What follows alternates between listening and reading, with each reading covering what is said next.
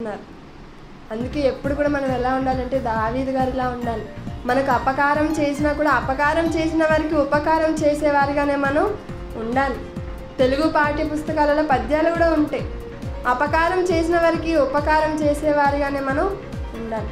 ఒక దానియేలు గారు అంటారా, అతన్ని చంపాలనుకున్నారు కానీ అతనికి తెలుసు తాను ఏం తప్పు చేయలేదు. ఒక దావీదు తప్పు చేశాడా అండి? లేదు. దావీదు చేసిన పని ఏంటి?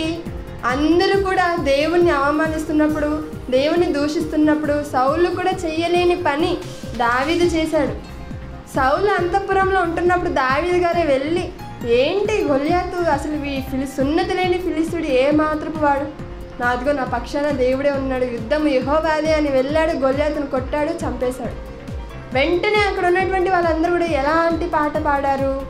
సౌలుకు 1000, దావీదుకు 10,000 అనేసారు. ఈ పాట అందరికీ నచ్చింది కానీ ఒకే ఒకరికి నచ్చలేదు. ఎవరికి? సౌలుకి. నేనేమో రాజును, నాకు 1000, ఆ చిన్నవాడికేమో 10,000 అని అప్పటి నుండి విషపు చూపు నిలిపాడండి. ఇప్పుడు ఇందులో దావీదు గారు చేసిన తప్పేమైనా ఉందా? లేదు. అలానే దానియేలు గారు, ఆయన ఏం చేశాడండి? రోజు కూడా దేవునిని స్తుతించాడు, దేవునికి మొరపెట్టేవాడు, దేవునికి ప్రార్థన చేసుకునేవాడు రోజుకి 3 మార్లు. అదే ఆయన చేసిన తప్ప అంటే ఈ విషయాలను బట్టి మనకి ఏమర్థమవుతుంది?